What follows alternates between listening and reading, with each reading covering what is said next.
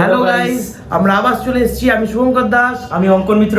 Welcome to to fatty bros.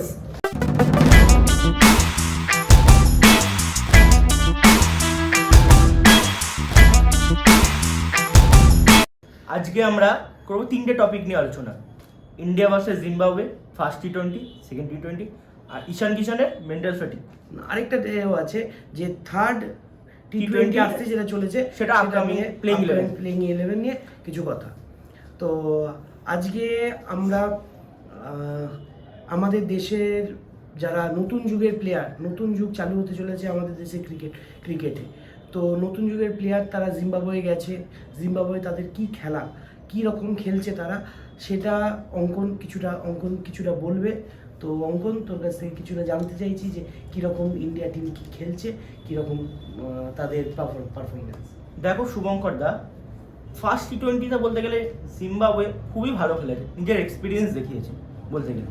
India হেরেছে নিজের ফিল্ডিংয়ে, নিজের জিম্বাবুয়েকে হালকা নিয়ে নিয়েছে যে আমরা হারিয়ে দেবো। এতটা সহজ না। জিম্বাবুয়ে পাকিস্তানকে হারিয়েছে, জিম্বাবুয়ে ইন্ডিয়াকেও হারিয়েছে আগে বলতে গেলে। সেই টিম জিম্বাবুয়ে ইন্টারন্যাশনাল এক্সপিরিয়েন্স আছে। সেখানে আমরা ফার্স্ট টি20 কথা বলি, যেখানে অতীব জঘন্য ফিল্ডিং, অতীব জঘন্য ব্যাটিং। আমি নতুন ডেবিউটেন্টদেরকে কিছু বলতে চাই না, আমি বলতে চাই এক্সপিরিয়েন্স প্লেয়ার। শুভমান গিল, ঋতুরাজ গায়কোয়াড়। শুভমান গিল কত রান করেছে? 29 বলে 31। ঋতুরাজ গায়কোয়াড় কত রান করেছে? 9 বলে 7। রিঙ্কু সিং নানা করে 10-15টা টি20 ম্যাচ খেলেছে। ওকে প্লেয়ার নিয়ে কত কথা হয়েছিল ওয়ার্ল্ড কাপে নিয়ে যাওয়া হয়নি, আমরাও বলেছি শিবম দুবের এতে নিয়ে, সিলেকশন নিয়ে। ওয়াশিংটন সুন্দর নানা করে 3-4 বছর ধরে টি20 খেলছে এরা। তাহলে তারা কি করছে? আর জিম্বাবুয়ের বলিং খুবই ভালো বলিং করেছে ওরা। সিকান্দার রাসা ক্যাপ্টেন, 25 রান দিয়ে 3 উইকেট 4 ওভারে। তারপরে তার ব্যাটিংয়ে 17 রান 19 বলে, খুবই ব্যাটিং। তারপরে তোমার বল ইন্ডিয়া কোথায় ভুল করেছিল ফার্স্ট টি20? ইন্ডিয়া প্রথম কথা ভুল করেছে, ওরা অ্যাকচুয়ালি ভেবে ফেলেছে যে জিম্বাবুয়ে টিম হালকা হিসেবে নিয়ে নিয়েছে। অবশ্যই ঠিক আছে, তো জিম্বাবুয়ে টিমকে হালকা হিসেবে নেওয়াটা একেবারেই করা উচিত না। তাদের সমস্ত টিমকেই তাদের করা উচিত যে সমস্ত টিমকে সেই জায়গায় রাখা উচিত যে তাদের কিভাবে খেলবে। যেহেতু আবার বিশেষ করে তারা নতুন টিম, নতুন যুগের টিম, তারা একদম ইয়াং জেনারেশন আমাদের দেশের, তারা অবশ্যই তাদেরকে একটুখানি ভাবনা চিন্তা করেই খেলতে হবে। তো হ্যাঁ, অবশ্যই পিচে একটুখানি পিচটা তুলনামূলকভাবে অনেক বেশি স্পিন ছিল পিচে। তো পিচের জন্য অবশ্যই ইন্ডিয়া টিম একটুখানি কোল্যাপস করে গেছে। তো আগে আসলে বুঝতে পারিনি। এবার দ্বিতীয় টি20, সেকেন্ড টি20তে কী ব্যাপার হয়েছে? সেকেন্ড টি20তে আমাদের ব্যাটিং অসাধারণ খেলেছে প্রথমে। তো শুভমান গিল সেই জায়গায় কিছু করতে পারেনি, ভালো ম্যাচ খেলে এসছে লাগাতার। শুভমান গিল কিন্তু ভালো ম্যাচ খেলেছে। তো পরপর দুটো ম্যাচে শুভমান গিল পুরোপুরি ফ্লপ, একদমই ফ্লপ। তো শুভমান গিল সেই জায়গায়, কারণ কি শুভমান গিল সেই বুঝতেই পারছে না সে কীভাবে খেলবে। তার ব্যাটিং, তারা সেই 29 বলে 31 রান করেছে আগের ম্যাচে, সেই একমাত্র 31 রান করেছে। এবার 31 রানটাকে বড় করে তখন দেখা উচিত, কিন্তু ন্যাচারালি ম্যাচটাকে সে একজন প্রপার ব্যাটসম্যান, ম্যাচটাকে শেষ করে আছে ক্যাপ্টেন এবং প্রপার একদম ওকে ম্যাচকে, যেহেতু সবাই একের পর এক পড়ে যাচ্ছে, তো টিমে কেউ দাঁড়ানোর জায়গায় ছিল না এবং শেষ দিকে চলে এসছে ম্যাচের, তো ওকে ওখানে দাঁড়ানো উচিত। এবং তার থেকেও বড় কথা ওয়াশিংটন সুন্দর যে 22 রান করেছে, তো ওয়াশিংটন সুন্দর না খুবই সিঙ্গেল নিচ্ছিল না, লাস্ট উইকেট পেয়েছিল কিন্তু অ্যাটাকও করছে না, সেইভাবে হট করে আউট হয়ে গেল, শেষ হয়ে গেল। তো ম্যাচটাই তো বেরিয়ে গেল হাত থেকে। কারণ কি, রান করেছে মাত্র 115 রান। তো ইন্ডিয়ার যে টিম আছে, যে যাদের ব্যাটিংয়ের ডেপথ এতটা যে ইন্ডিয়া অবশ্যই ওই রানটা তুলতে পারে। তো যতই পিচের প্রবলেম থাকুক, আমরা স্পিন কতদিন ধরে খেলে এসেছি, একদমই স্পিন অনেক দিন ধরে আমরা গাড্ডাতে খেলতাম, একদমই তাই, গড্ডাতে। তো স্বাভাবিকভাবে, এবং সেকেন্ড ম্যাচটাতে কি গন্ডগোল হয়েছে? সেকেন্ড ম্যাচটাতে প্রথম কথা হলো যে সেকেন্ড এবং ফার্স্ট ম্যাচে দু ম্যাচেই তারা তাদের ফিল্ডিং, কি বলবো, ফিল্ডিংয়ের ফিল্ডিংকে শেষ করে দিয়েছে তারা। ইন্ডিয়া টিমের যে fielding level, last T20 world final বলুন বা যে ক্ষেত্রে বলুন, ইন্ডিয়ার ফিল্ডিং সব ক্ষেত্রে বেস্ট হয়। হ্যাঁ, 2-1টা ম্যাচ এদিক ওদিক হতে পারে, কিন্তু এখানে দুটো ম্যাচই এমনভাবে ফিল্ডিং করছে যেন তারা আজ পর্যন্ত প্রথমবার ফিল্ডিং, বিশেষ করে আবেশ খান। হ্যাঁ, বিশেষ করে আবেশ খান একদম, তার ফিল্ডিং দেখে মানুষে অ্যাকচুয়ালি আমরা ইন্ডিয়ান টিম ফিল্ডিং দেখতে মোহাম্মদ কায়েব, যুবরাজ সিং, তারপরে আমাদের জাদেজা, অক্ষর প্যাটেল এদের ফিল্ডিং দেখে যে আমাদের জিতালো, ফিল্ডিং এর দ্বারাই আমরা জিতলাম সূর্যকুমারী ওয়ার্ল্ড কাপ। আমরা তো ফিল্ডিং এতটা বাজে করলে হবে না। তো ইন্ডিয়া টিমকে একটাই কথা বলতে চাই যে ফিল্ডিংয়ে অবশ্যই একটুখানি নজর দিতে হবে।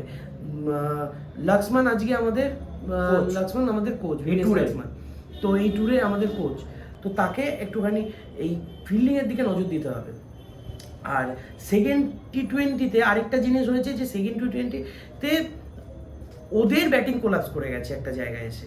দেখো শুভঙ্কর দা, ওরা 200 টিম না, ইন্ডিয়া নিজের ওভার পাওয়ার করে দিয়েছে ওদেরকে, যে ইন্ডিয়া চ্যাম্পিয়ন টিম সেটা দেখিয়ে দিয়েছে আমরা চ্যাম্পিয়ন টিম একদম। অভিষেক শর্মা অসাধারণ ব্যাটিং করেছে এবং তারপরে যতজনই এসছে সবাই ভালো রান করেছে। ঋতুরাজ গায়কোয়াড় 77 রান, অ্যাঙ্কার রোল ছিল একজন থাকে, কিন্তু সবাই হিট করেছে বলতে গেলে একদম। সেখানেও শুভমান গিল 4 বলে 2 রান, ক্যাপ্টেন, এক্সপিরিয়েন্স প্লেয়ার। আমার মনে হয় ওনাকে ক্যাপ্টেন করাটা উচিত হয়নি, কিন্তু শুভমান গিলকে আরেকটু ভালো করে কিছু করতে হবে। একটাই আমার ক্যাপ্টেন করাটা উচিত হয়নি এটা ঠিক নয়, কারণ কি এই মুহূর্তে শুভমান গিল যে পজিশনে খেলে বা যেভাবে ও একটা, হ্যাঁ প্রথমবার ক্যাপ্টেন হচ্ছে, এর আগের শুভমান গিলের আমি বলবো না যে শুভমান গিল মানে কখনোই ভালো মানে খারাপ প্লেয়ার, যথেষ্ট ভালো প্লেয়ার। এবার ক্যাপ্টেনের একটা চাপ থাকে, ক্যাপ্টেন অনেক সময় আপনারা দেখেছেন যে বলতে চাই না যে সবার সঙ্গে তুলনা তো হয় না, সচিন তেন্ডুলকার, সচিন আমাদের দেশের মানে আমাদের বিশ্বের মানে বলতে পারেন যে গড, বেস্ট প্লেয়ার। সে ক্যাপ্টেন, তার ক্যাপ্টেন্সি কিন্তু অতটা ভালো না, ঠিক আছে? তো তার ক্যাপ্টেন্সি সত্যি অতটা ভালো না। আর ক্যাপ্টেনশিপে মানুষ যে সব প্লেয়ারই যে ভালো করবে তার কোনো মানে নেই।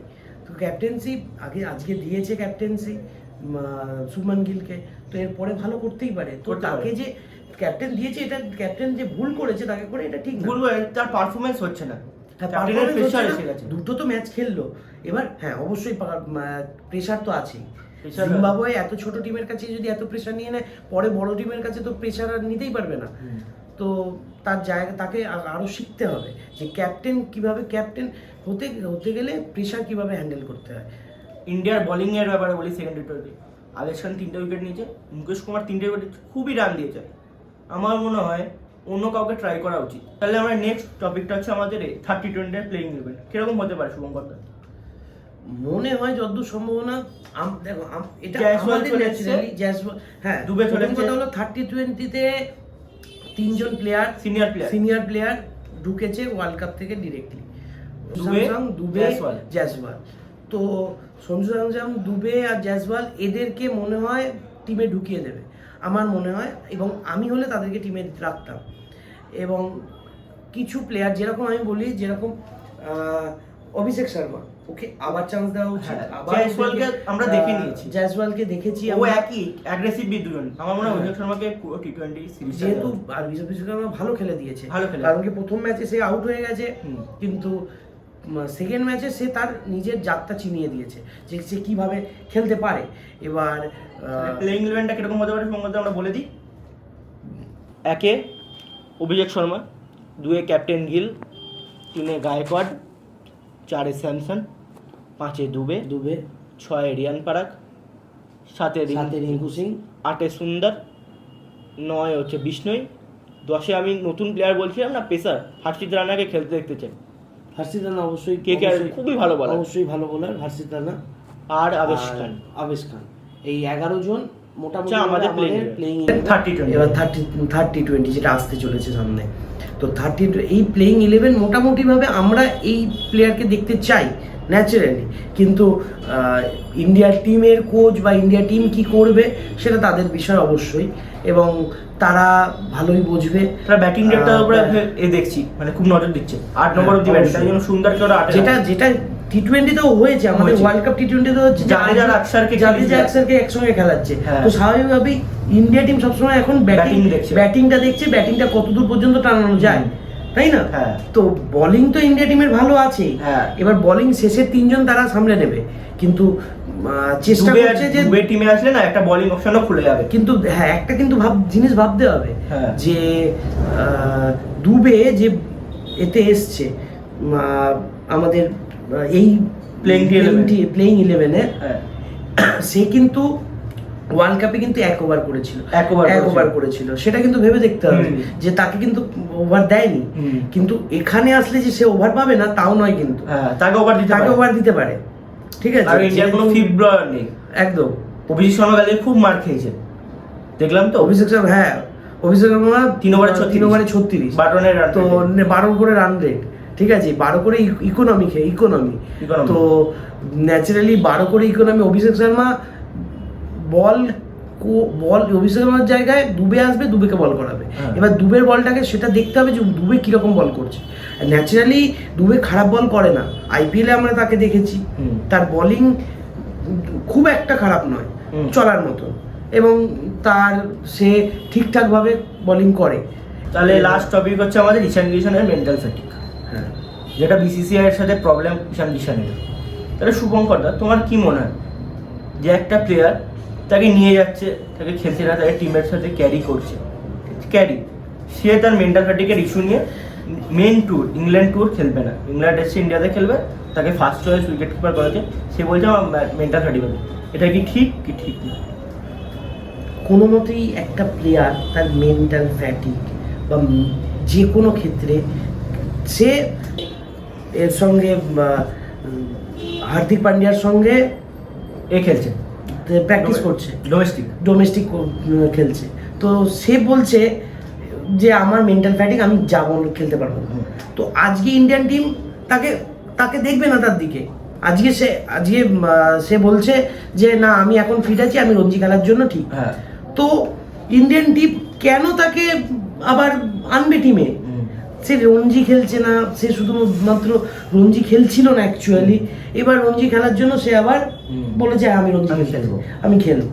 তো ন্যাচারালি কি ব্যাপার যে কোনো ক্ষেত্রে ইন্ডিয়ান টিম আজকের দিনে এমন পজিশনে আছে যে প্রচুর প্লেয়ার, প্রচুর প্লেয়ার। সে ঈশান কিষান হোক, অবশ্যই ঈশান কিষান একটা ভালো প্লেয়ার। ঈশান কিষান মানে সে ভালো খেলেছে, তার ওয়ানডেতে 200 রান আছে, ওয়ার্ল্ডের ফার্স্টে ডবল 100। সে যদি আরেকটু খেলে যেত তাহলে 300 রান হয়ে যেত। হ্যাঁ, 10 ওভার খেললে 300 রান হয়ে যেত। এবার কিন্তু ঈশান কিষান অবশ্যই ভালো প্লেয়ার, কিন্তু আমি চাই যে ঈশান কিষানকে আবার জায়গা দেওয়া হোক, কিন্তু তা বলে ঈশান কিষান এটা বলা কখনোই উচিত না যে আমি খেলতে পারবো না, এটা কখনোই বলা ঠিক না। তো ন্যাচারালি ঈশান কিষান সব ক্ষেত্রে যদি নিজেকে পেছনে টানে তো ইন্ডিয়া টিমে আর চান্স পাবে না, কখনোই পাবে না। নতুন প্লেয়ার ধ্রুব চান্স পেয়ে গেল, ঋষভ পান্ত ঠিক হয়ে গেছে। আজকে আমরা বলছি যে এ দিয়ে সঞ্জু স্যামসং উইকেট কিপার হিসেবে আমরা নিয়েছি উইকেট কিপার হিসেবে। তো উইকেট কিপার হিসেবে কিন্তু ঈশান কিষান কিন্তু জায়গাটা পেতে পারতো, ঠিক আছে, সেই ঈশান কিষান জায়গাটা পেতে পারতো। তো আজকে কি হলো, সঞ্জু স্যামসন সেই জায়গা পেয়ে গেল। তো স্বাভাবিকভাবে প্রচুর প্লেয়ার ইন্ডিয়ান টিমে, তো ইন্ডিয়ান টিম কখনোই থেমে থাকতে পারবে না। তো একজন প্লেয়ার আসবে, একজন প্লেয়ার চলে যাবে। তো স্বাভাবিকভাবেই সেই জায়গাটা ঈশান কিষানকেও বুঝতে হবে, এবং ইন্ডিয়ান টিম সেই জায়গাটা ভালো করে জানে যে কোন প্লেয়ার কতটা খেলতে পারে এবং কতটা তার উপরে নজর দেওয়া উচিত। আর সবচেয়ে বড় কথা যেটা হলো, ইন্ডিয়ান টিম কোনো না কোনো উপায়ে তাদের বেস্ট ইলেভেনই তারা মাঠে নামায়। এইটা হলো সত্যিকারে, তারা ইন্ডিয়ান টিম চেষ্টা করে যে তাদের বেস্ট 11 খেলানোর, যে তারা আজকে যারা যুব টিম গেছে আমাদের, তারা এখান থেকে বেস্ট প্লেয়ারই গেছে। হ্যাঁ, একটা ম্যাচ এদিক ওদিক হতে পারে, পরের ম্যাচে আবার সেটা রিকভারি করে দিয়েছে। এবার দেখতে হবে যে পিচ কিরকম ছিল, যে পিচ ছিল প্রথম ম্যাচে পিচ ছিল টার্নিং পিচ, সেকেন্ড ম্যাচে ফ্ল্যাট হয়ে গেছে, একই পিচে খেলা কিন্তু সেটা ফ্ল্যাট হয়ে গেছে, তার উপরে রোলার দিয়ে সেটাকে ফ্ল্যাট করানো হয়েছে হিসাবে। কিন্তু তার জন্য কি হলো, একটু এদিক ওদিক হলেই তারতম্য হয়েছে বলেই ইন্ডিয়ান টিমের খেলা প্রচুর পরিমাণে ঘুরে গেছে। তো স্বাভাবিকভাবে ইন্ডিয়ান টিম যথেষ্ট ভালো টিম, সে কোনো বিশেষ একজন প্লেয়ারের জন্য বসে থাকবে না। তাহলে আমরা এখানেই আজকে আমাদের ভিডিও সম্পূর্ণ করছি। আর আমরা বলতে চাই আমাদের এই চ্যানেলটাকে আপনারা একটু ভালোভাবে ভালোবাসুন, লাইক করুন, সাবস্ক্রাইব করুন এবং যতটা পারবেন শেয়ার করুন। Two fatty bros.